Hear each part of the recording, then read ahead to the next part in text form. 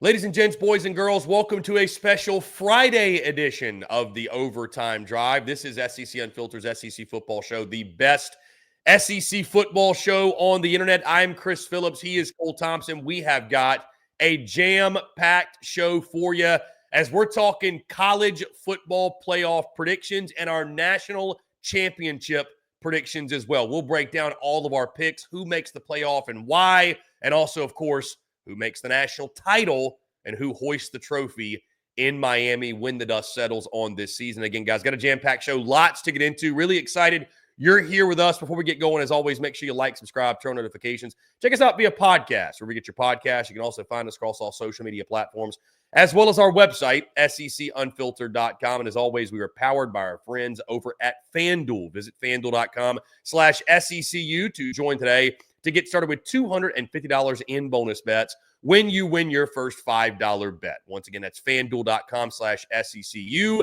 to get $250 in bonus bets today. This is the Overtime Drive, SEC Unfiltered's SEC Football Show, the best SEC football show on the internet. A special Friday edition because just like real football, sometimes you have to call an audible. The Bear, obviously, we are in training camp season. Yours truly, hey, we had a show go 3 hours, believe it or not, that I jumped on as a guest. Again, sometimes things happen. Either way, we're going to come to you. Kind of fun switching it up here a couple weeks before kickoff. Again, it is Friday, August the 15th, 2025, and we're just excited you guys are along with us. Once again, I am Chris Phillips. Joining me, as he always does, my good friend Cole the Bear Thompson. Cole, what's going on, man? Appreciate you taking the time. Thank you, my friend, for being flexible. Excited to chat with you here on this Friday. See, I have this thing called another job that I have to work, which means that we have to push some things back. And then eventually, because we get to 10 o'clock and it's like, let's just do this tomorrow morning. It's 2 weeks until we get Auburn versus Baylor down in the Brazos. So let this be the emulative kind of like switch up. Most college football games that we're going to see this year are on a Saturday. Most shows that we see on Overtime Drive are on a Thursday. But every once in a blue moon, you get that Friday showdown. You get that Friday show. I'm not wearing a Hawaiian shirt. It's not a Hawaiian Friday just yet. But you know what? I'm enjoying myself. And I'm going to piss off a lot of people with my college football player predictions. So are you, Chris Phillips. So let's not waste any time. It's inevitable that you're going to piss. I mean, everybody's going to piss people off with their college football player predictions. I will say, since I spent 3 hours on it, I do want to shout out my guy, Neil Schulman at inallkindsofweather.com. One of the biggest reasons we did not have a Thursday night show. Jumped on my guy, Neil. That show was expected to go about an hour and a half. It went double that time, but spent a lot of time talking the state of the program with the Florida Gators. Highly suggest you check that out. Second straight year I've been on that. Really fun show, very in-depth. If you want to know everything about Florida, that's the one to go to. Had a really good time there. Appreciate those guys. But, Bear, everything else been good? Obviously, again, we're about to dive into the college football chatter, but you're in the midst of training camp. The Texans are getting rolling. Preseason's in full swing, but we got a few more weeks of preseason ball. I know I'm actually a week from today, by the way, Bear. I'm going to the Titans preseason game. I forget who they're playing, but the tickets are like $7. So I am going to go. I've never actually been to a game at Nissan Stadium, so excited to go out there, and I have no idea if Cam Ward's going to play, if Calvin Ridley's going to play, if any of the stars will play, but we're going to be out there watching some NFL in a week. So, yeah, excited for that. Everything good for you, though? I'm going to throw this out here, and I want to get your honest take on this. I think August is the worst month in the history of months. Worst sports month or just month in general? Month in general. And maybe it's because of where I live, but let me explain. I don't get college football until the very last day. I also don't really have many sports to go follow besides NFL training camp, which usually leads to injuries and negative conversation, or MLB, which depending on where you live, it's a good market or it's a bad market, whatever your team is doing. Astros right now have a lot of injuries. You're finding content to come up with that people are saying, dude, we got to get college football back on our screens. Like, we're at the point of where we have pulled at every single straw that ever has existed, and now we're just grasping for attention to stay relevant. But the worst thing is, and I've said this before multiple times, I understand that it gets hot in Texas in June and July because we live on basically the surface of the sun. August sucks. August heat is the freaking worst heat that I have ever experienced. There were people having heat strokes at practice a couple days ago, and we're sitting up there like, dude, please move it inside. And the coach looks at us and goes, they're suffering. You have to as well. And I can't stomach it. Why do you have an indoor complex? Why do you have a place that is air conditioned and you choose to fight Mother Nature and its sweltering ass that is 115 degrees that feels like 135? I can't stand the month of August. I think it's beyond an overrated month. There's no good sports. There's no good content. In my humble opinion, we're overexcited and we're overselling on teams, and I have to deal with this heat. Please get me to September. Give me some fall weather. Let me enjoy. Oh, the other thing. We start seeing people have pumpkin spice lattes in freaking August. No, it's October, bitch. That's when the PSLs come out. We're not doing it before. We still have Labor Day to get to, and you want to start celebrating fall in 115-degree weather? You deserve to have the heat stroke that's coming your way. I'm sorry. It's the most overrated month. I had to get that off my chest. We can have this debate another time because we could spend an entire show on the most overrated, underrated sports months. But there are a lot of people, Bear, not saying I agree, that you ask them, they'll say spooky season begins July 5th. So, I mean, listen, that's a thing. I've seen that on social media. Spooky season begins July 5th. So. Kirsten right now has in our house already pumpkins laying out underneath our television. Tough. And I gave her the eye roll of, why do you do this to me? Why do you hate me so much that you decide to put this out here and we haven't even started school yet? Like, let's get the back to school gear first and then we can talk about the PSL life. Good point. That being said, Bear, let's go ahead and dive into it again. Our college football playoff bracket predictions and, of course, our national title predictions as well. I'm going to run through each of our brackets, Bear, then I'll kind of let you and I both go through and hit on some key points, some things that stood out, of course, why you picked, who you picked in certain spots. So, without further ado, we're going to pull up Bear Thompson's bracket first. As I run through this really quickly, again, if you're watching YouTube, Facebook, X, Live, wherever you're watching, you can see, obviously, those listening via podcast. I want to run through who the Bear picked in his playoff bracket. So, again, running down the seeds, number 1 seed Alabama, 2 seed Penn State, 3 seed Clemson, 4 seed Texas, 5 seed from the Big Ten, Ohio State, 6 seed LSU, 7 seed Georgia, 8 seed Oregon, 9 seed Notre Dame, 10 seed Baylor, 11 seed Georgia Tech, and the 12 seed and the G5 representative UTSA. Bear, I'm going to run through these really quickly. Again, give the people an idea because I know that's a lot to keep up with. And guys, by the way, this is a quick reminder for you all. Remember, this year is different. It is straight seeding. We don't have any, what is it, Bear? We don't have any of the automatic qualifiers. Automatic qualifiers where just because you won the G5, you get the 4 seed, whatever. With the situation we had last year with Boise State, the situation we had last year with Clemson winning the ACC. This is just straight ranking, straight down, straight seeds, what have you. So in the first round, Bear Thompson has UTSA beating Ohio State advancing, Notre Dame beating Oregon, Notre Dame advancing, Georgia Tech beating LSU advancing, and Georgia beating Baylor, Georgia advancing. I said LSU beating Georgia Tech. And you also said UTSA beating Ohio State. And I was like, all right. My bad. Okay. Ohio State beating UTSA. Again, this is already off to a great start. Quarterfinals, Bear Thompson has Texas beating Ohio State, advancing the semis. Alabama beating Notre Dame, advancing to the semis to take on Texas. LSU beating Clemson. LSU advances. And Penn State beating Georgia to advance. In the semis, Bear, which is when it gets really juicy and what we care about. So your final 4, you've got Alabama beating Texas, which could potentially be an SEC title game rematch, Bama to advance to the national title, and Penn State beating LSU to go to the Natty. It's a Bama-Penn State national title, SEC versus Big Ten, and the Alabama Crimson Tide, Kalen DeBoer and company, hoisting the trophy in Miami. So let's go to my picks really quickly, Bear, and then again, we'll jump back and let you kind of dive through and run through. So my 1 through 12, Bear, our 1 through 4 is actually identical. I've got Alabama as the 1, Penn State as the 2, Texas is the 3, Clemson as the 4. Here's where it gets different. So flipped with Clemson, it is flipped. Texas. Yes, it is flipped. Sorry. But still, same top 4. It's a lot to keep up with. Yeah. This is why, again, you should be looking at the graphics on social media if you're not. At 5, I've got Oregon. 6, I've got Georgia. 7, Ohio State. 8, Notre Dame. 9, LSU. 10, Texas Tech. 11, Miami. And 12, UNLV. Really quickly, in the first round, I have Oregon beating UNLV, LSU beating Notre Dame. We'll talk more about that one in a second. Georgia beating Miami. We'll talk more about that one in a second. And Ohio State beating Texas Tech. In the quarterfinals, I've got Oregon beating Clemson, LSU beating Alabama.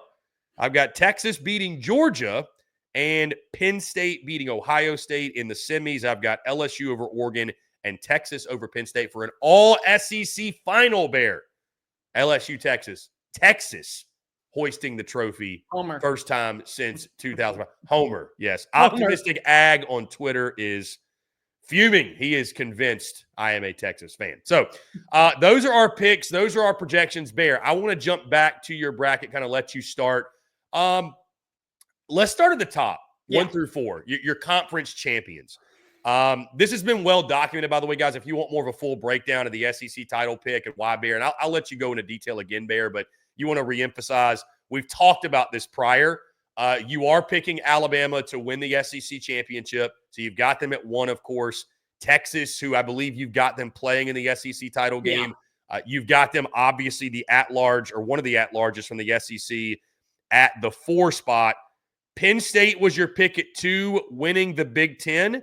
And Clemson was your pick at 3, I'm assuming, winning the ACC. Why those 2 teams to win the Big Ten and ACC, respectively? And then, obviously, the rest of your top 4 as well. So we'll just start off with actually Texas. I don't think Texas is going to get penalized for going 11-1 and then losing a game that wasn't promised at the start of the year. And I think that was the thing last year that pissed off a lot of people. Texas lost to one team that won the conference title, and instead they had to be welcomed in by a Clemson squad that threw for over 300 yards in Austin. I think now with the new formula, whoever is the highest ranked team left of the Big Ten and the SEC, they're getting an extra first round bye. So Alabama, I think they lose one game. I think if they win the SEC, that puts them very much at the top spot. Penn State, for me, I think they're going to lose in the regular season to Ohio State. I truly do believe that you're not going to see Ryan Day lose at home to a Jim Knowles-led defense, a defense that he knows very well because it was on his staff last year. But my big belief is, if not now, when, James Franklin? Like, honestly, everything is there, Chris. It feels like that it's a high school reunion of just a bunch of people that you stayed close with for the last 7 years after you graduated, because you have 2 of the best running backs in college football. You have one of the most, in my opinion at this point, kind of underrated quarterbacks. Because I'm not saying that Drew Aller is great, but I am saying that people saying he's not a top 10 passer with all this new change, it's a little ridiculous. And then also, how much defensive depth they have returning. Yeah, you don't have an Abdul Carter, but you still have a denied Dennis Sutton, and you still have AJ Harris, and you have the linebacker that came on in from UNC, Ambry McLean. So, like, there's so much to like about that side of the football. And then you hear the reports that the wide receivers that they all added this offseason are really gelling well in Andy Kotelnicki's offense. It just feels like they're an 11-1 team. And then if they win the conference title, they're getting a first round bye. Clemson, for me, is pretty simple. It's the second most return. I mean, it's the most returning production in college football. They have the quarterback that you can kind of trust in Cade Klubnik after what he did last season. They have a good wide receiver room, so much so that it's pretty clear this is the best part we've seen since probably 2017, 2018. Defensively, they're great. Like, TJ Parker and Peter Woods are 2 top 10 players in college football. They're not 2 top 10 players in the ACC. They're just great players. Avian Terrell is a really good cornerback 1. I like the safety play. Their offensive line has 4 returning starters. The only real question you have is, how do you replace Phil Maffa in the backfield? And I think that does come back to hurt them early in the season. I think if they lose to LSU week 1, kind of at this point, we're at a moment where it feels like LSU is being slept on going into this game in Death Valley 2.0. And I think if they lose one conference game, but because they are a conference champion and it's 2 losses and Texas has 2 losses, you give the nod to the conference champion over the at-large bid. So that really was the only difference between Clemson and Texas going in at number 3 and number 4. 3 conference champions, 1 at-large bid, whoever is the highest, whether it be the Big Ten or the SEC, they get the top 4 seed. So the other SEC teams, Bear, you have making it. I want to jump there. You got the LSU Tigers coming in at the, 6th seed, I believe. And then Georgia right behind them at 7. So LSU 6, Georgia 7, both going 10-2, I assume? Yeah. Both 10-2. Here's what decided for me. Head-to-head matchup. there's one common opponent. It's Alabama. I think Georgia loses to Alabama. I think LSU marches into Bryant-Denny Stadium and beats Alabama. And so that's it. Like, that's what decides it for me. So LSU beats Alabama, but still loses 2 games. 2 games. Yeah, I have them losing on the road twice to I wonder what the mood in Baton Rouge is if they beat Clemson and beat Alabama, but still lose 2 games. That's interesting. You're in the playoff. I think it's right. I get that, but like, I think if you told most people that right now that LSU is going to beat those 2, they'd be like, this team very well might go undefeated. But fair pick. They got other pitfalls on that schedule. Like, I look at the Oklahoma game, and like, it's the same thing when I have a James Franklin going to a national championship. Can Brian Kelly win one that he's got to have? If LSU wins that game, they're in Atlanta. They get the first round bye. They're in a spot where they probably are the number 1 overall seed. I just got to see it with Brian Kelly, that he can actually get that signature win in a moment that is critical. Because remember, in 2023, they were supposed to be in the college football playoff hunt, 2022, and they lose to Texas A&M that was unranked at the time. Like, they were already set to go to Atlanta, but if they win that game, there is a conversation about putting them in. That ended the conversation right then and there. Like, so I got to see it when it comes to the Oklahoma game. Georgia, I'm not doubting Georgia. Like, yes, am I doubting them to win the SEC? Okay. But honestly, Chris, let me ask you, is that a negative right now? Like, with how much we saw Oregon play that extra game and then get an extra bye week to kind of prepare, and they had all the momentum, and then they get welcomed in against Ohio State that puts belt to ass in the first half, and then like everything goes south. Texas, Georgia last season, they win the SEC. They look lost at times against Notre Dame. Like, instead of playing in that extra game down in Atlanta, you get an extra week to prepare knowing that you're hosting a playoff game. Like, I think that that's not the end of the world, especially in a day and age where you want to win the conference title, but it's not necessary anymore for you to be in the postseason picture. I like the roster. I like the identity of the team. I think that you are going to see Zachariah Branch and Noah Thomas be great wide receivers. I think the defense is going to have that bite back. They're just going to lose 2 games, and the 2 games that they lose are both going to be at home, and they're going to be the 2 teams that are playing in Atlanta. I mean, still top 7 seed, still are going to have a really good pathway to the postseason. Still probably could make a run to Miami, and I wouldn't be shocked. 2 home losses for the Dogs, a place they have not lost since 2019. Yeah, I'm really Hey, listen, that's a bold take we need to run with, like social media, and put out there. That's a bold one. I like it though. I like bold. Bear, my eyes immediately go to Georgia Tech. I want to hear about, because I love the pick. I love Haynes King, love Brent Key. I know you've talked about him a lot. What made, because I believe you have 2 ACC teams, right? Yeah. 2 ACC, and that's the at-large you have. So yeah. Is it Clemson, Georgia Tech in the ACC title? Is that what gets Tech to the – okay. So here's my thought process a bit. There were 3 teams I was deciding between for that 11 seed. Number 1 was Georgia Tech. Number 2 was Washington. I don't know if I've told you this. I'm very high on Washington going into this year. Okay. I think Damon Williams is great. Right? Yeah, I think Jonah Coleman's an underrated running back. Love the offensive identity with Denzel Boston. Very similar to 2023 Arizona. Like, they have the pieces to maybe be that sleeper team that comes out of nowhere. And then my 3rd team is South Carolina. I do believe that South Carolina is going to be as advertised this season. Like, I'm fully convinced 9-3 is on the horizon. But here's the difference. A 9-3 Big Ten team, I think, is getting left out. A 9-3 South Carolina team wouldn't be left out if we talk about head-to-heads. I think that they go 6-2 in conference play. They lose to Clemson at the end of the year. Still a good season, 9-3, still 10 wins on the horizon. I think Georgia Tech in week 3 at Bobby Dodd Stadium beats Clemson. So I think that they have the head-to-head win over the ACC champion. Beats Clemson, rematch in the ACC title, Clemson gets the revenge. Yeah, and I don't think that you can punish a team that won against its conference champion, still got to 10 wins, and loses in the conference title. And also, I think last season we kind of saw it as evident. Yes, Bama is probably a better team than SMU. I think that South Carolina was a better team than SMU. I say this not to be harsh, but to be completely critical. Ole Miss, for me, was the best team that was left out of the college football playoff last year. They 1,000% were a better team than SMU. And they would have been the most dangerous of all the SEC at-large bids, in my humble opinion. But I think that there is a reward for playing in your conference championship. and a reward for beating your conference champion. 25th most returning production in college football, stability on the offensive line. Love Eric Rivers, the wide receiver they brought in from FIU. Defensively, they lose defense coordinator Tyson Tucci, but they bring in Blake Gideon, who was just underneath Pete Kwiatkowski for the last 4 or 5 years. Top 10 defense down in Texas. They have 8 returning starters defensively. They have 9 returning starters on the offense. They have one of the best running backs that is a bruiser. Dude, he hits you so hard, Jamal Haynes. Like, this is somebody that I could see being a boxer that goes 12 rounds and knocks you the hell out with a sucker punch in round 11. Like, that's the way he plays. And it's a veteran quarterback in Haynes King. Like, last season, having a quarterback like Curtis Rourke was the difference for Indiana, I think, making a run to the postseason. I feel that exact same way with Georgia Tech. You win your conference matchup against the ACC champion, you're in the playoff.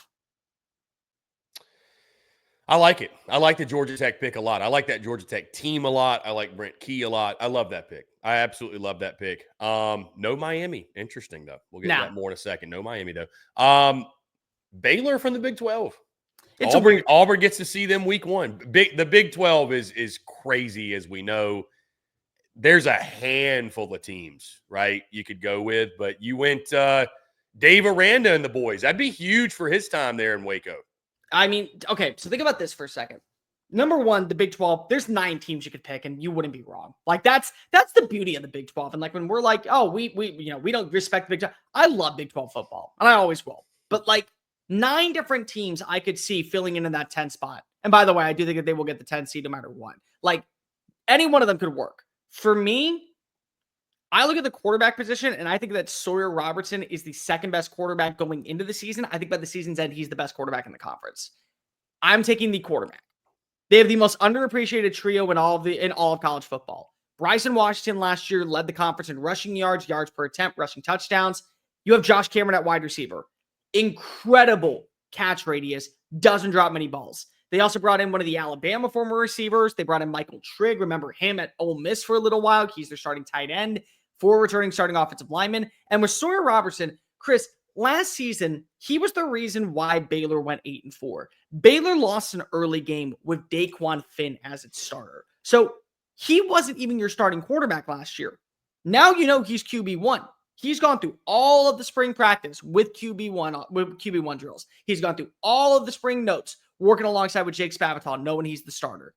It all comes down to the defense for me. And if you're saying that I have to trust Dave Aranda to fix what was wrong last season, allowing the explosive plays, done a good job adding in pieces via the portal, like, I'm not banking against that. And I truly think that when you give me Dave Aranda in a year where he gets an entire offseason to fix his side of the football, which was the negative for Baylor last season, yeah, I'm banking on that. And I don't think that you will see a repeat conference champion. I wanted to pick Arizona State. I really did. But it's such a cluster mess of a conference that I think every single year we're going to see somebody new. Bear, finally, you've got Oregon from the Big 10, Notre Dame independent. I think Notre Dame's pretty self-explanatory with, and again, they're going to get challenged in their schedule. A&M's on the schedule, Arkansas is on the schedule, Miami's in the opener. I hate the narrative that we talk about when it comes to Notre Dame having a soft schedule this year. It's not as strong as the SEC, but it's not better. weak. It's better this year. It's better this year. I like their schedule. I mean, again, we're going to find out about them week 1, them and Miami. So that's, I'm not saying that game's flying under the radar, but just it being that Sunday night matchup, that one's going to be a ton of fun. They got questions to solve at quarterback, but I like that Notre Dame team too, as you'll see. I've got them in, obviously. Oregon out of the Big 10, we feel pretty confident about what Dan Lanning's going to roll out there, that product. Questions at quarterback, I guess, but wide receivers for me more than anything else. Yeah, them losing Evan Stewart over the summer sucked. And then you're putting so much pressure on Corian Moore to have to be that guy, or like any one of these other players. Like, there's some guys that they had that last year were wide receiver 5s, wide receiver 6s, but you expected them to be wide receiver 3s, wide receiver 4s at the most. Now they have to be wide receiver 1 because Evan Stewart's out. Like, Keon Sadiq, the tight end, may end up winning the John Mackey Award, and Dante Moore may end up being a really qualified quarterback. But I still have my questions. I do. And then Bear, UTSA, I'll just say this. Seeing that UTSA logo takes me back to baseball season, and I know it won't happen, I would love to see UTSA beat Ohio State just so we can give the Longhorns another crack at UTSA. Since that's who knocked them out. I'm taking people back to baseball, obviously. But, yeah, the Roadrunners. That'd be fun. That'd be a fun story if they got the G5. Can I just be real and say it was the homerism pick of Texas? Like, that was it. Like, hey, listen, I mean, UTSA is a good program. They play Texas A&M week 1. The way their roster is built and the way the American Conference schedule goes with the transfer portal additions, the fact they have 3 of their 4 toughest games at the Alamo Dome, I could see them going 11-1. And I could see them punching their ticket to the AAC Conference Championship. 12-1. 12-1 would be the highest seed. That's it. I like Owen McCown.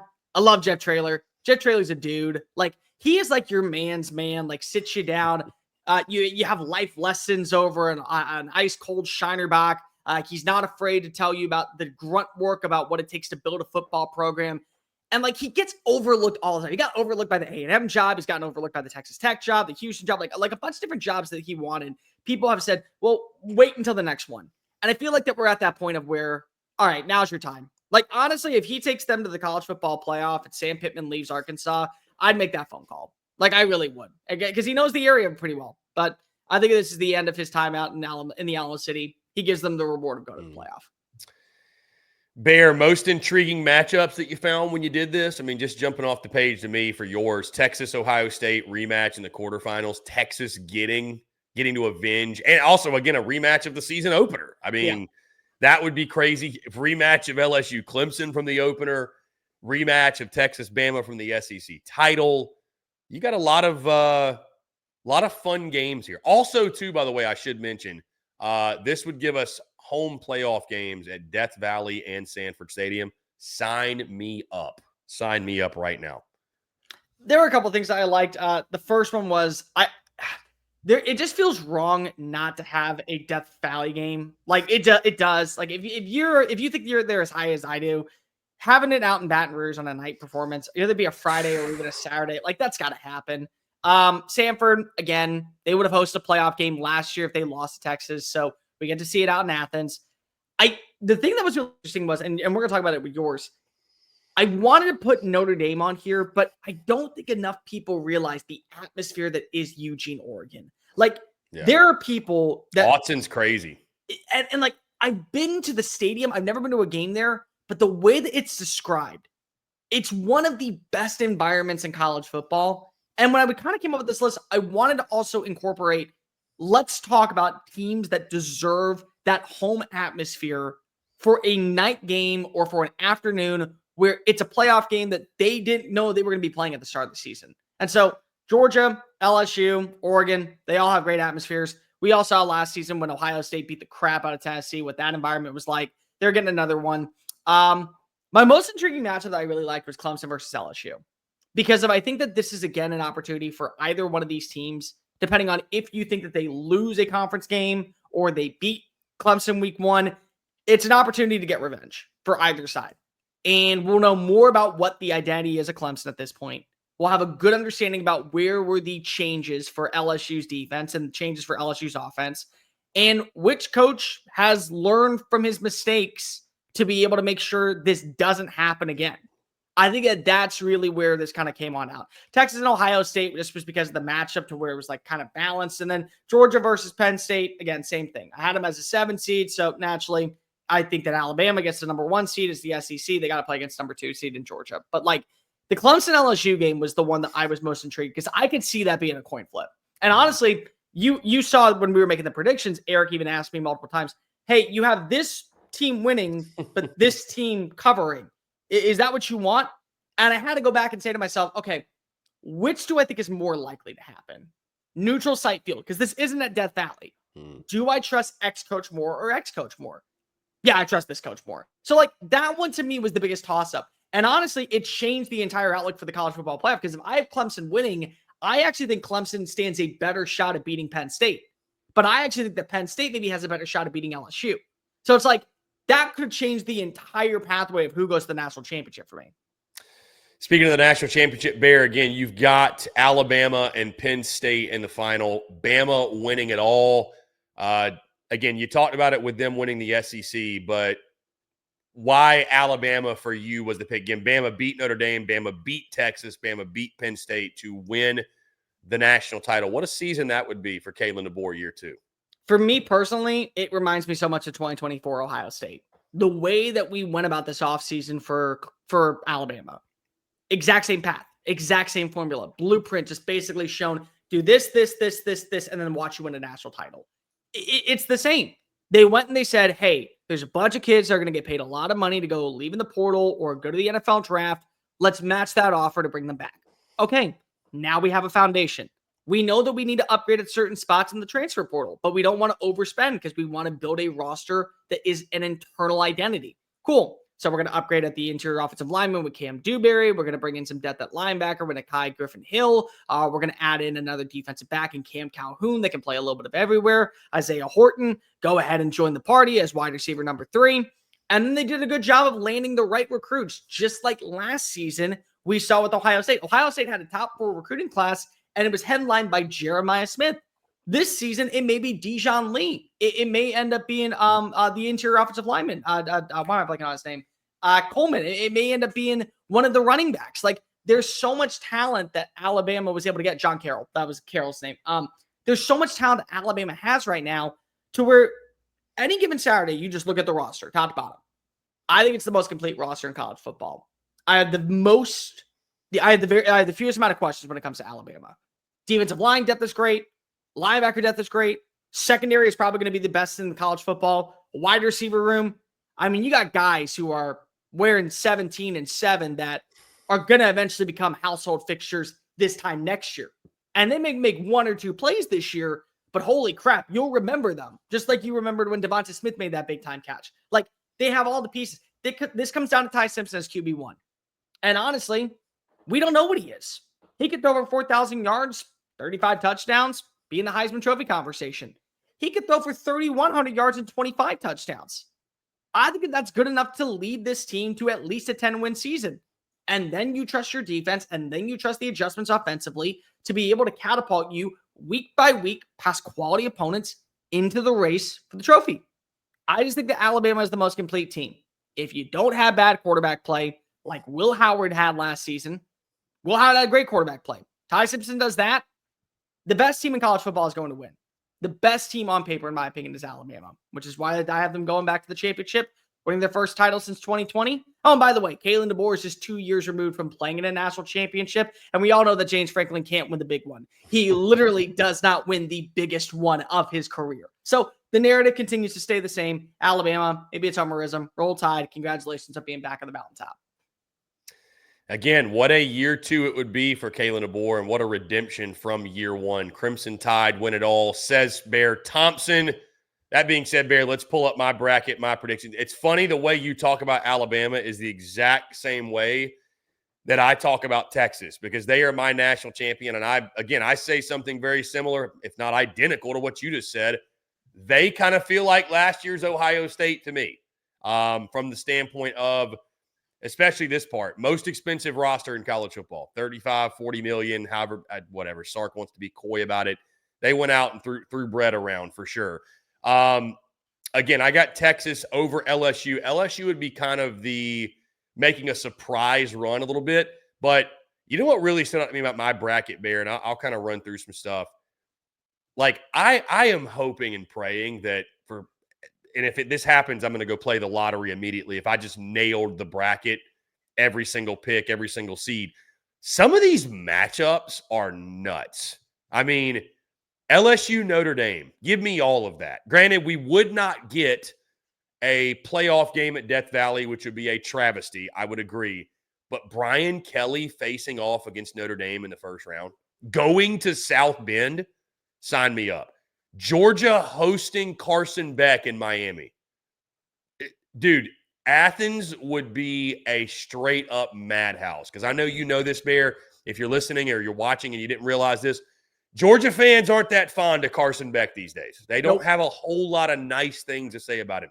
That game would be in Athens first round. Give me that matchup. But I agree with you, by the way. I've got both of those teams going 10-2. You and I both agree. A little bit of differing opinions of how they get there. I've got LSU losing to Bama and Oklahoma. I've got Georgia losing to Alabama, and Florida in an upset, but both still making the playoff. Same thing with us in the SEC title. Bama, Texas. Bama wins it, hence why they are where they are when it comes to seeding. Ohio State, Texas Tech would be a really fun game.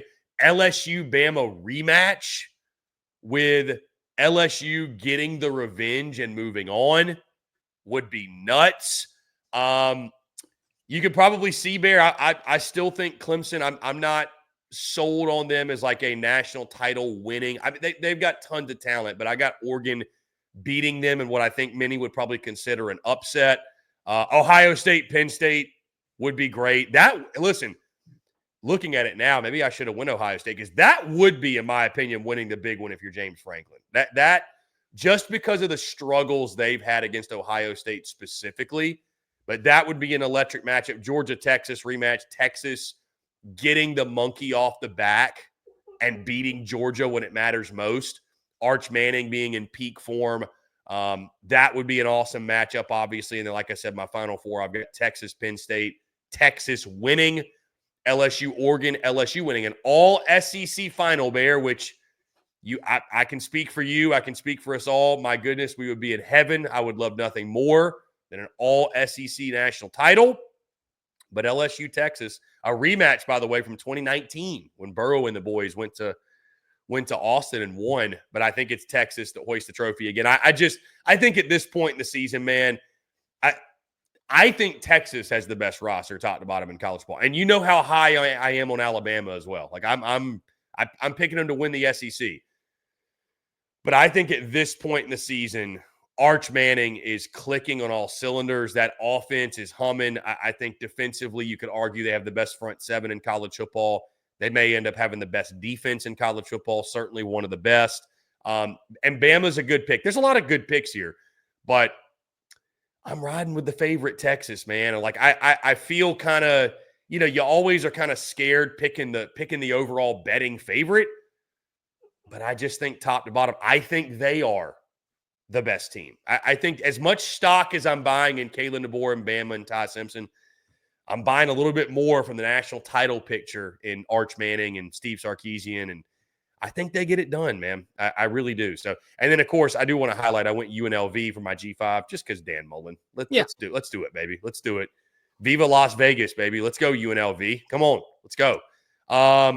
Let's go break down some of these picks real fast. Okay. Yeah. So I agree with you on Texas on one thing. I think that because I have them in the semis in mind versus Alabama. That one to me is the national championship. Like, just like how I felt about Ohio State, Texas last year, that game is the national championship. And so I'm not going to disagree. If somehow Texas beats Alabama, I think that they will win it all this year, even though it is a brand new quarterback and a ton of new pieces on the offense. I do got to ask, what was the difference about putting Clemson as the ACC champion at number 4 and Texas at number 3? Is that just because of both went 11-1, tougher schedule? Because, like, to me, it just feels like the committee's shown you they're going to reward conference champions first. Mm-hmm. Yeah, I mean, I think it's a little bit of a benefit of the doubt with Texas. I mean, I've got Clemson going because I've got them losing that season opener. I do think they go 10-2 regular season, 11-2 with an ACC title berth. Funny enough, I've actually got Texas going 10-2 in the regular season, going 10-3. So, yeah, maybe I'm even going against and kind of disproving my own playoff rankings here. But something tells me Texas gets the nod. I don't know. Something tells me Texas is going to get the nod at the 3 spot over Clemson. So I'm going with the Longhorns there. Again, I've actually got Texas losing to Ohio State week 1 right now, subject to change. But I do have the Horns losing that week 1 game in the shoe. But I think the way they finished the season, the only other loss coming in Athens against Georgia and what I think is going to be a really good game. Probably I'm expecting a tight game with Bama in the SEC title. I think Texas gets the nod. I do. I think they get the nod at the 3 spot. So number 11, Miami. 10-2 with no. Here's the thing with 10-2, or I think they're in the ACC title. Yeah, okay. I think they make the ACC title. Do they beat Florida or Notre Dame? Or so I've actually got them losing to the Gators, but I think they have one ACC loss. So one ACC loss, finish 10-2, make the ACC title, lose to Clemson. Okay, so you have them going 10-2 because that was the Yes. thing for me is that Yes. I had them going 9-3, but 2 conference losses, which again that hurts. Okay, who else was in the running for your 11 spot? So for the 11 spot, Oklahoma, I had it 9-3. I think you and I both actually said Oklahoma. Mhm. I had Ole Miss, funny enough, in this running. So you I've had got Ole Miss in the top 12. I've got Okay. I've got Ole Miss at 9-3. I think Ole Miss is going to be right there on the edge, if you will. Georgia Tech, another one. I think they're going to be a 9-win football team. I like Georgia Tech a lot. You know, I have Texas Tech. I thought about a second Big 12 team. Same. Maybe a Same, Baylor. actually. Maybe a you know, what is Arizona State going to be? That conference is so wide open. I did think about a second Big 12 team though. Outside of that, I mean, yeah, those were my top 3, I would say. Top 4, if you will. Do you think just from a grand perspective, Mhm. you would need 2 11-win teams from the Big 12 to get them in over the ACC? Probably. Because that was my theory. Yeah, yeah, because I mean, the committee showed us last year, like they, and I'm so curious to see again this year. Is record the end all be all? It's just record. Like they cared about record. It felt like more, not strength of record, not strength of schedule, just your overall record. So like if you're an 11-win team, I don't know that this committee's leaving you out, Bear. I don't know that they are. I think they value how many wins you have. You know, I mean, yes, if you're an 11-win Big 12 team and it's a 10-win ACC team, you know, I mean, I hate to bring the Indiana argument back up, but like, you know, it was the combo we had last year. Like, you can't leave out this 11-win Big 10 team. And it's like, well, you could have. I mean, you could have, you know, but how many wins you had was the end all be all. I think It didn't matter who they were against, you know? that's been the argument for me with a lot of people. Like South Carolina fans I know are going to be pissed that I don't have them in the playoff.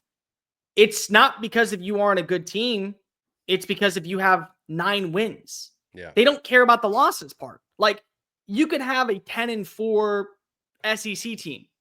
They don't care about the 4 losses. They care about the 10 wins. And I don't think that the committee is changing that anytime soon. So like you perfectly, you have a 10-2 Miami in the playoff. Even though you and I probably agree, neutral site field, who you taking? Oklahoma or Miami? I'm taking Oklahoma. Yeah, like I'm very much taking Oklahoma. You give me Brent Venables 2 weeks to prepare defensively for Carson Beck. That I think happens. But they're a 9-win team. Miami's not. I think until we get to a new level where we're at 16 or 14 or whatever we expand to, you're getting 10-win teams and over 9-win teams. And that's just going to be the end all be all. Yeah. I think there's just kind of a stigma at this point where it's like, yeah, you're right. I mean, I think if you don't get to double-digit wins, you cannot expect to be in the playoff, even though you make a great point, Baron. Like if this is how it were to play out, yeah, I think an Oklahoma or a Florida, let's say, at maybe even a South Carolina, but at 9-3, those resumes to me would be more impressive than a Miami at 10-2. But there's just it's just kind of an accepted reality that, oh, we can't leave out a team that won double-digit games for a team that won 9 games to get in the playoff. We just can't do it. Like I think it's just, whether it's right, wrong, or indifferent, it's that's what's widely accepted as law at this point. Yeah. You know, dude, especially Oklahoma. Like, no, Oklahoma's that the schedule, 9-3 with that schedule, they should be in. Florida should be in. Who do you have as their losses? I know Texas is 1. Yeah, Oklahoma's losses. I have Texas. I have, and this will be coming out in the next couple of days, by the way. Forgive me. Ole Miss. I've got them beating LSU and Michigan. So I've actually got their losses: Texas getting upset at Tennessee, and then at Alabama. So again, you lose to the runner-up of the SEC. You lose to the SEC champion. I have them losing to South Carolina, but either or, we have the same two. You beat a team that is in the playoff in LSU. You beat a Big Ten school that I think is going to go 8-4 or 9-3 in Michigan. And you're trying to sell me on the idea that they don't belong in, but Miami does. No, like you're stupid if you think that I'm ever going to think that way. But I just think we have to be realistic too, that like we were so gung-ho last year that the SEC, we're going to get 5 teams in the playoff. Who knows? Maybe there's 6. I mean, people were getting pretty crazy last year with some predictions. I admittedly, Bear, was a little more hesitant this year just because, again, the likelihood that we have 5 or 6 teams. Like if I felt confident the committee would put a 9-win team in, I would throw Oklahoma in there. I would throw maybe a Florida or whoever else, Ole Miss, South Carolina, whatever. But I think you have to win double-digit games. And I just, like, dude, we're not going to have 5 or 6 10-win teams in the SEC. It's just not going to happen. So, but I was a little more cautious and hesitant this year when it came to who, like, I think 4 would be a great number for the league. 4 would be awesome. Like, I would call that a successful season for the SEC. It's a very big successful season. If you get 4 teams in the playoff after getting 3 last year. And that felt a little underwhelming, Bear, after like we came into the season with these crazy expectations of how many they would get in. So I think 4 would be a good year. I think this would be a strong 4. And I will tell everybody out there listening or watching, I don't feel great about this. Let me listen. I don't feel as bad as I thought I would, but it's like I've told you, Bear, and I've just said all preseason, like all of our predictions right now fit in a really neat little box. They look good on paper. I don't know, and maybe I'm wrong. Maybe these top 4, because this is the understood top 4 from the SEC: Texas, Georgia, Alabama, LSU. Some pecking order, yes. In some order, that in whatever order you want to put them in. Those are the top 4 in whatever order. And that's kind of what's understood right now, that those are the top 4 and those are the favorites to make the playoff. Like if you stop me right now and say you have to make a bet one way or another, all 4 of these make the playoff, yes or no? Or one of them doesn't and there's some wild card that makes the playoff. I take the wild card. It'd be hard for me not to take the wild card, Bear, because it's like, yeah, these are my picks, but I'm kind of expecting chaos again. I am. I'm expecting chaos, So anyways, though, like whatever. The picks are the picks. I feel fine about it. I feel good about it. On paper, these teams, I think it makes sense. But as you and I both know, college football doesn't make a lot of sense. So also, by the way, shout out Joey McGuire in Texas Tech. Yeah. Last thing for you. One game in any of these rounds that you could change if you want to. Which one would it be? Or that you feel the least you feel the least confident in? One winner.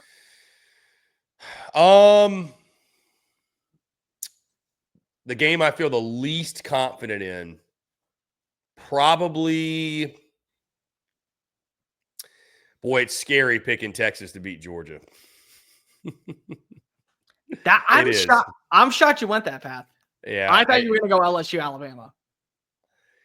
It's that one too. Yeah, both of the SEC content. I'll go this way to go different SEC. I'll go one SEC, one non-SEC. Penn State, Ohio State. Now that I'm just seeing it visually, I'm like, weird, right? Yikes! I don't know if I trust James Franklin in that spot. I will say Texas, Georgia though. But I mean, dude, it's 1A, 1B, LSU, Bama. I think too is like, man. What a revenge spot that would be, though, for Brian Kelly and LSU if they can take down Ty Simpson in Alabama. It's just tough to beat a team twice, Bear. I mean, and if you're Georgia, it's tough to beat a team 4 times in a row, So, Sark and them have got to get over the hump against Georgia at some point, right? They got to. They got to. You would think. If you want to be considered alongside Alabama and Georgia, you got to beat Alabama and Georgia. Yeah. And you've already beaten Alabama. You got to beat Georgia. Yeah. Like once again, man, I just, not to make it sound like I'm parroting you or just echoing you, but I mean, you and I have a very similar thought process. I look at Texas. I think it's been a long time coming for the Horns. I think this is what Sark has been building up to.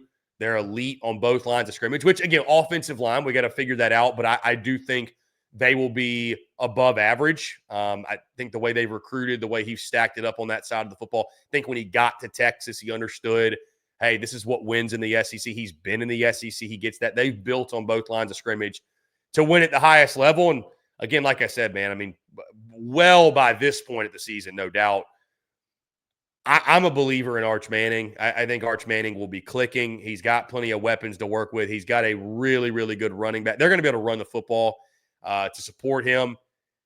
And then defensively, I just think they're going to be suffocating on the defensive side. I mean, you've talked so much about Anthony Hill and Colin Simmons, and they got some questions to answer in the back end of the defense, but I think they'll answer those and pass those tests with flying colors. So I just, I'm not saying it's going to play out this way every single year, Bear, but most expensive roster in college football, best roster in college football, in my opinion.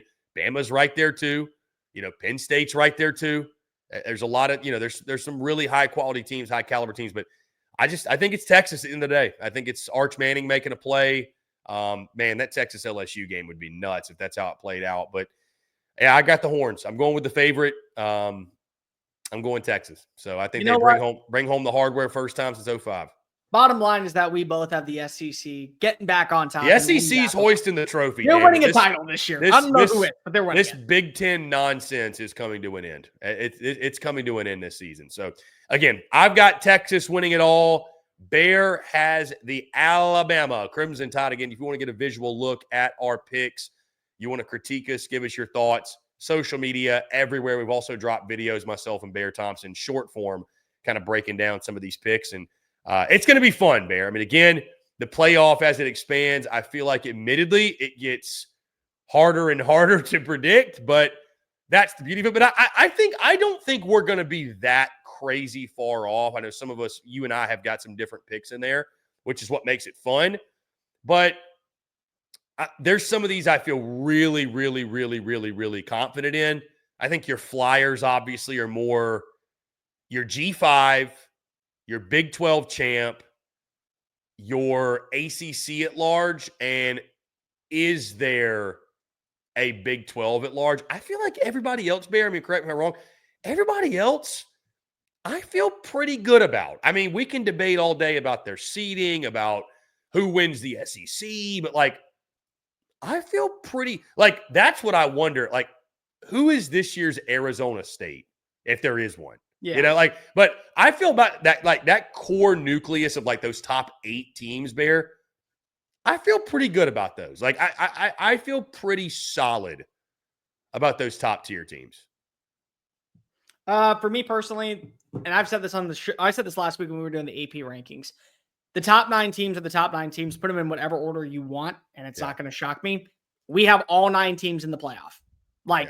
I feel confident that those 9 teams, barring injury, big if, they're going to be in the playoff at some capacity.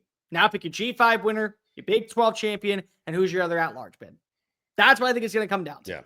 Yeah. I think those are the spots truly up for grabs. I agree with you. I think everybody else is kind of just fighting for seeding. But again, this is why we love college football, because who knows? Guys, we'd love to hear your thoughts. Again, those are our predictions. Our college football playoff brackets are locked in. National title picks out there.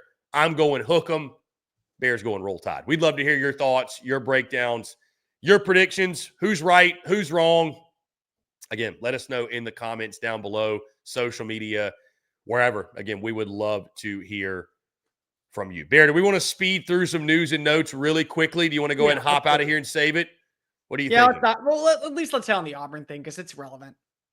Bear, it feels like there's disarray on the plains.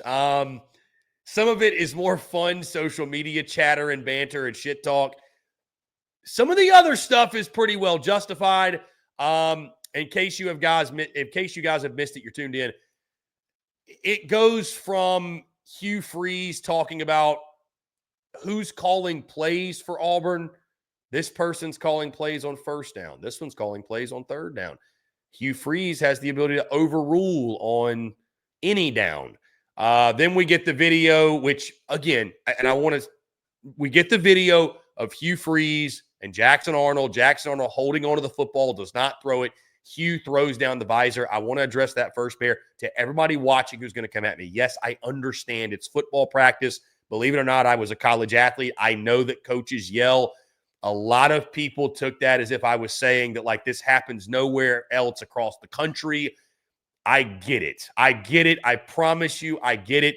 When I posted it, it was more kind of just like a joking manner that went absolutely bonkers and is probably going to hit 1 million views on Twitter. But Bear, it's the bigger point behind the reason it's going to hit 1 million views. Man, it just feels like it's one thing after another coming out of Auburn fall camp, man. Bear, have you ever heard, what is it? Derek Nix is the OC, right? So Derek Nix is the OC. Who's the third down play call guy? Have you ever heard of an offensive staff having a play caller for each down? Have you ever heard of that in your life? That could be vetoed by the head coach who only calls on second down. There are too many chefs in the kitchen, boys. Too many. What I thought was really interesting is that last week we had heard that Jackson Arnold was slowing things down and needed to get caught up to speed, and that the prognosis of him learning the offense wasn't as clear. And there were reports saying he's going to be learning and growing in that first game against Baylor. And I'm like, that's wrong to say about a quarterback that started last season, had been in college for 3 years, and then this comes out. Guys, he's hearing it from 3 different people. Like, he's hearing one thing in one ear, he's hearing another thing in the other ear. He has a coach that can veto it before he gets to the huddle. No wonder why he's learning on the fly. When you're hearing it, like it's like playing a game of telephone. Eventually, somebody is going to mess up the call along the way, and it's going to end up being disaster for you. That's what you have right now down at Auburn. And it's like, yeah, we could say that the turnovers are an issue, and we could talk about that. There are problems when it comes to the overall prognosis of who Jackson Arnold is as a quarterback. But the bottom line is that it doesn't matter if the guy is being told 3 different things and nobody can take accountability for what was the thing that was told to him, because they don't know what exactly was told to him because it was relayed from 4 different other people. Like, that's where the problem resides. I want to root for Jackson Arnold. I want to see this team be good because honestly, you and I have talked about this. We don't think that Auburn's a bad team. Like you and I both think that Auburn is a very good roster. Yeah. But like, this is the type of stuff that when we come back on Friday night and we're reacting to the news of Baylor beating Auburn or Oklahoma winning by double digits, or God forbid, Arkansas wins by 10. It's because of, well, how many times were there audibles being called at the line of scrimmage if Hugh Freeze, who should just be the play caller at this point, decided to change things up at the very last second and Jackson Arnold wasn't prepared? Like, this is the stuff that gets you fired. And it's not to be disrespectful to the overall offense. It's not to be disrespectful to what the future is of this team. But it's so hard for me to buy into it because I don't know who's going to be calling the play. And then afterwards, we're going to see Hugh Freeze come to the podium and it's like, hey, that third down call, was that actually the quarterback's coach decision, or was that your decision? Or did Jackson Arnold decide to call an audible at the line of scrimmage? Who do we blame? It's a game of who's who whenever we're talking about Auburn offense right now. I think it's a mix of a couple things, Bear, when it comes to Auburn and like why the energy right now amongst the fan base and especially on social media, why it's so chaotic. Like, I think the core issue, the root issue is the fact that they haven't won to this point in Hugh Freeze's tenure, because Nick Saban threw his hat a lot. Nick Saban would be dog cussing dudes at practice. Up by 40 in games, he'd be pitching. But Nick Saban won. So it was cool when he did it. Steve Spurrier threw his visor, but he won. It was cool when he did it. But it's like, that's the core issue. I tell you this, man, I feel bad for Jackson Arnold at this point. I mean, you had to go through a year with Seth Luttrell as your OC. You had injuries all over the place. You had no chance to be successful. Hell, your offensive staff and your coach essentially quit on you last year after the Tennessee game. So you transfer to Auburn, and now you got Hugh Freeze. You got 3 different guys calling plays each of the 4 downs. You got a head coach that can intervene at any point. I mean, Jackson Arnold's going through it. I don't know what he did or what happened for him to deserve this. And I think at this point, Bear, I think if Jackson Arnold does not succeed, there will be a lot of people that want to pin it on the kid. I pin it more on Hugh Freeze at this point. Like I do. Listen, Peyton Thorne, he had his shortcomings, whatever. Jackson Arnold has talent. Really has talent. I don't care what Hugh Freeze did in his past life at Ole Miss. Y'all realize how long ago that was? Like at this point, if you don't get the most out of Jackson Arnold, if he struggles, if he's not good, I'm blaming Hugh Freeze. He put that kid's brain in a blender, essentially, is how I'm going to feel about it.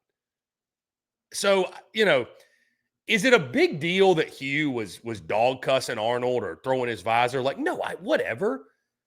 But it's a culmination of things, of all the ridiculous shit that Hugh has said. And like, we're going to try to build up our quarterback's confidence in practice and then the play calling nonsense. And I mean, I'll tell you this, Auburn may go on and have a great season. I hope they do. We hope they do.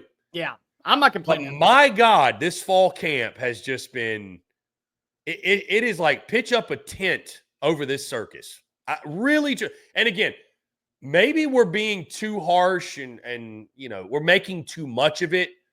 But at the same time, Bear, again, this is the product of when you're coming off back-to-back losing seasons. I mean, when's the last time they had a winning season? It's been a while. They haven't had a winning season down on the Plains in quite a bit.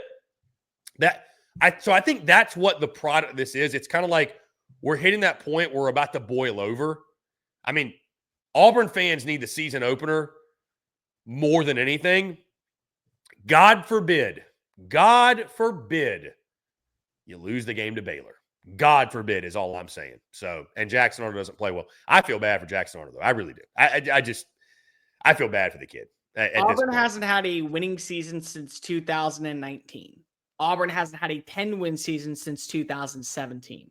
What's funny about 2019? That was the same year that Hugh Freeze called plays for Liberty in a hospital bed. I'm telling you this because we talk about Hugh Freeze and the impact he had at Ole Miss. It's been 6 years since the hospital bed game. So we're talking about 9 years since he was coaching at a high-end level in the SEC and got fired because of a phone conversation. Like, that's how long back we got to go. Here's my biggest issue with all of this, Chris. I think Auburn at this point has to look at itself hard in the mirror and say, what do we want to be as a team? Because at some point, we can't just say it's on the players. We can't just say it's even on the staff. Auburn's done the right things. They made some good hires. They've done great in the transfer portal. They've recruited well. But when you're not able to develop the talent, when the names that are coming on in aren't hitting their stride, when you're not seeing progress and more representation in the NFL draft with the top 32 picks and starting to get All-American status and All-SEC status and winning games against quality competition, and everyone looks back and go, well, what's wrong? Everything turns back to the head coach. And the bottom line for me, Chris, is that we talk about Hugh Freeze, and Hugh Freeze has revered himself as a quarterbacks guy, a guy that speaks the gunslinger spot, knows the position, understands how to get the best version out of the position. You swung and missed 2 straight years at Auburn. Are you going to go 0 for 3? And you still want us to call you a quarterback guru? Like, you can't have that. I can't say I am an all SEC guy and that I love the SEC and then predict that it be an all semifinal with the ACC, 2 Big Ten teams, the Big 12 team. I can't say I'm an all SEC guy at that point. I can't. You can't call yourself a quarterback guru if you constantly are missing on the position. And again, Diego Pavia was sitting right there for you twice. And you said, nope, don't want him, don't need him. Guess what? Now you're putting all your faith in Jackson Arnold, which, okay, and Jackson Arnold, I give him a little bit of grace because of it's a bad situation, the Seth Luttrell thing.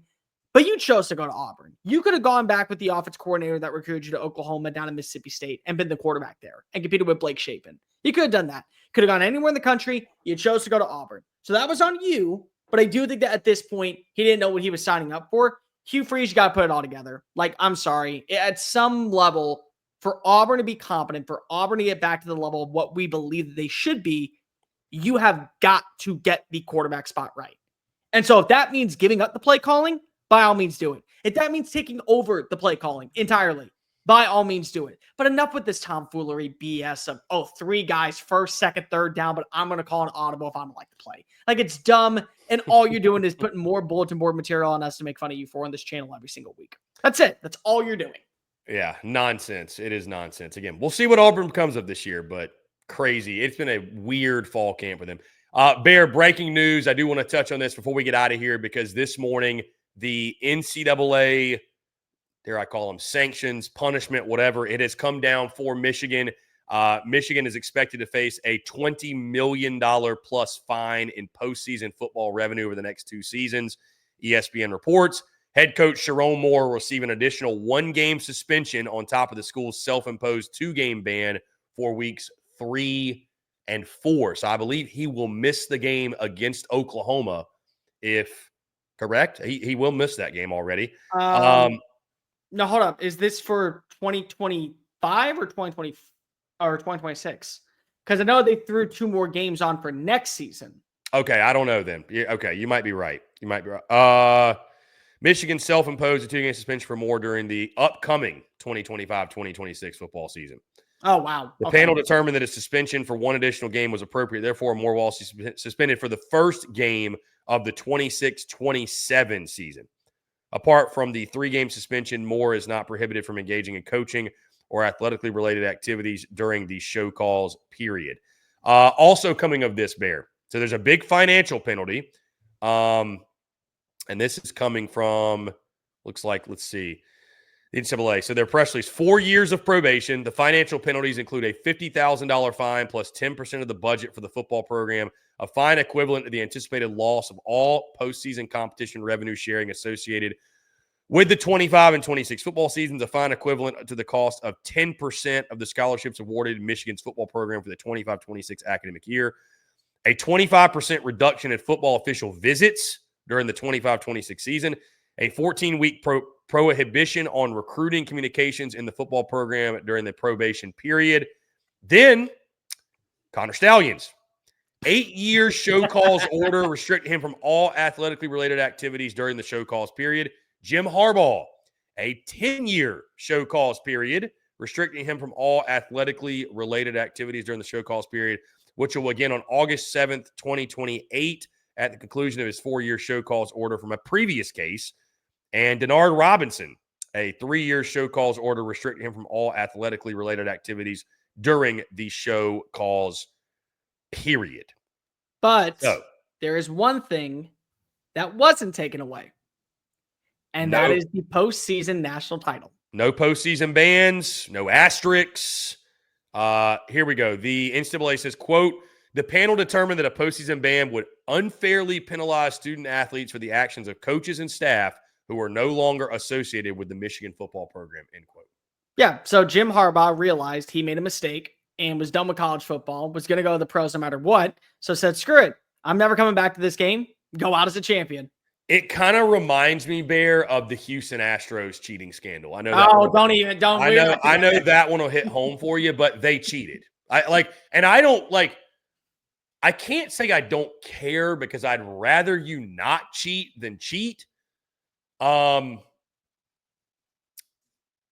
I mean, it just, I'm kind of torn on this a little bit, because I just think it's crazy to that they obviously did enough of something where all this other shit comes out.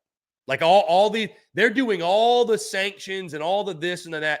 I mean, there's a part of me that I'm like, good, don't penalize the student athletes. They're just players.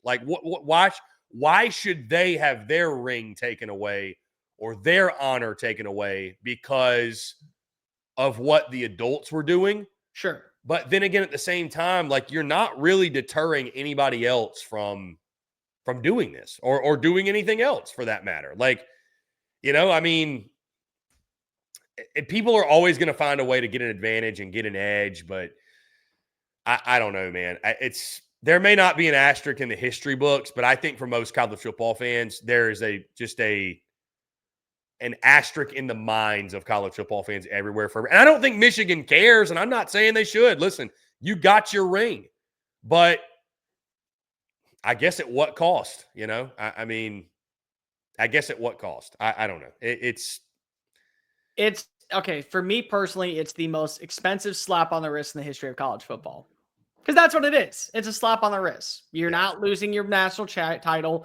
You're not going to lose that much when it comes to the history of the sport. You're not going to lose that much when it comes to the overall recruiting assets. Your head coach that currently is in place is getting suspended the 2 games that he self-imposed this year, 2 more games next year. You're still going to be able to land top-tier recruits. You're not going to be penalized to lose money in NIL. You're not being penalized to, when it comes to recruiting visits, you got to cut back a little bit, but there still can be conversations on the phone being had from time to time. So it's the most expensive slap on the wrist. But for me personally, and I felt this way whenever it came to like Brian Kelly at Notre Dame.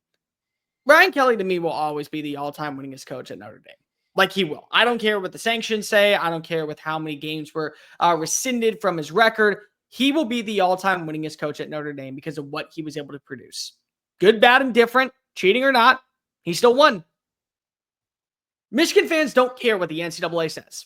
Michigan fans don't care what was going to be passed down today during the House of Congress meetings. They don't. They're going to view it as we won. We carried ourselves to a national title. We beat Ohio State, our rival. We beat Alabama, a team that people thought that was going to walk all over us. We beat Washington, and our coach went off to the NFL, and our quarterback went in the first round. We won the championship. Get over it. Move on with your life. Sit down and shut up. We're not taking that away from us. You can say whatever you want on paper. We're never going to agree with it. And that's the beauty of college football, is that at the end of the day, as a fan base, the only people that you're trying to surround yourself with is people who think the same way as you. Damn those who want to call you out and say otherwise, and you're never going to hear them change it anyway to begin with. So, is it wrong in my opinion? Yeah, a little bit. Would I personally say that this is a team that needs to kind of have a little bit more when it comes to the overall corporal punishment? Yeah, I would say so. But it doesn't matter what I think. And it doesn't matter what you think. It doesn't matter what 19 million other people think. The Maize and Blue, as any college fan base should, believes that they won a national title. And the fact of the matter is that because there's no postseason ban, our players not being punished for what Harbaugh, who's in the NFL, is doing right now, we're going to be on a race to head on out to back to the college football playoff this year. It's not right, but that's what I think is the way. What's baffling about this is it's almost like Michigan did all this, won the national title, and they rubbed the NCAA's nose in it, and they still did nothing. Yeah. Connor Stallions went and did a full-on documentary. Like, let me detail you exactly what I did. He's on Twitter every single day, trolling, reviewing, saying, this is what happened in this game. I'm sure he's tweeting right now. He already has. He's tweeted 3 times. Have you not checked his Twitter account? It's fantastic right now. Yeah, I mean, he's responding left and right to people. And I'm like, you know what? I know I'm never going to become a head coach, so I might as well become a troll. Yeah, Bear, I'm going to go ahead and take this stance, just listening to you chat and whatever. I think there should at least be an asterisk on the title. Like, I think there should be an annotation that, like, hey, this was a title earned via, and like sign stealing. I mean, again, I come from the school of baseball where you steal signs. It happens. It happens, right? Like, but they took it to levels. They took it to levels that were beyond gamesmanship, that were beyond part of the game. Connor Stallions laid it out in full detail, right? So why have rules if nobody's going to enforce them at all? Like why? Like, what is the point? So I just, yeah, I'm not saying that like the players, I don't think they should be just like stripped of their title, but I'd have no problem with some sort of asterisk in place. I would have no problem with a more severe ban. You don't want to punish the current players and the current coach. Well, too bad, man. Like, too bad. You gave SMU the death penalty in like the 80s. Like, that killed that program for decades. Yep. I mean, hey, tough shit. Like, they need to pay. I mean, again, I could get in a whole rant with you and piss you off. Like, looking back, the Astros thing, like, my God, dude, like the Astros cheated. Hell, the Astros cheated. The players cheated themselves. The coach cheated. We don't talk about that anymore. Bang, bang. Crazy we don't. Right. Crazy we don't. So, I mean, but this right here goes to show the NCAA has no say at all. None. No power. Michigan won a title. They cheated. They rubbed the NCAA's nose in it, and still nothing came of it. So, hey, cheat away, I suppose, because like they're not going to do anything anyways. Well, hold up. Cheat away. Cheat away if you are a blue blood program with tons of money to be able to get away with it. Because if you are a team like, say, Texas Tech, they will gladly ship that title away from you and never let's live it down. Yeah. That's the difference. And maybe let's retire the phrase Michigan man while we're at it. Let's leave that one alone. Michigan man, right? I mean, that, maybe at one time that meant something, but now apologies to my friend, not really apologies, but my friend David Cohn, I know he'll take offense to this, but let's give the Michigan man thing a rest for a bit. Okay. Well, I will win. Michigan men have proved themselves in this situation. I will win David Cohn back because of quite literally today. Hail to the victors. Because you got a slap on the wrist. You got a slap on the wrist. I wonder what I'm sure Jim Harbaugh is going to be asked about this. I wonder if he can speak on this. I'm sure he can, right? I mean, probably. Yeah, I just wonder what he'll have to say. Anyways, whatever, man. Like I don't want Michigan to necessarily lose their championship, but I don't know. If I'm a practice squad defensive back and they ask for my ring back, you are going to have to pry it from my cold dead hands. I'm never giving it back. Yeah. Again, I don't want to punish the players that way. I don't want to punish the players that way, but again, you're saying you don't want to punish the current. Well, that's just too damn bad. Yeah. You know, that's just too bad. Somebody's got to pay. There has to be. Anyways, whatever. Guys, love to hear your thoughts.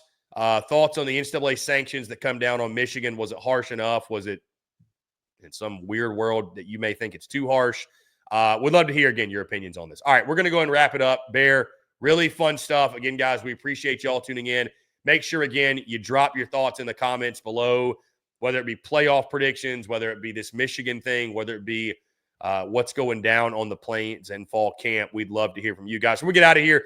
Do want to tell you about our friends over at FanDuel because, as always, we are brought to you by our friends at FanDuel. Guys, on Tuesday, August the 26th, it's FanDuel Futures Day, a new holiday for football fans. It's 24 hours of deals on all of your favorite football season predictions. So take a flyer on the MVP race, whether you think it's going to be Josh Allen, Joe Burrow, Jaden Daniels, Lamar Jackson, Patrick Mahomes, whoever it might be. Crown your champion in August. Maybe you think the Texans are going to win it all. Maybe the Lions, maybe the Eagles, the Chiefs, whoever.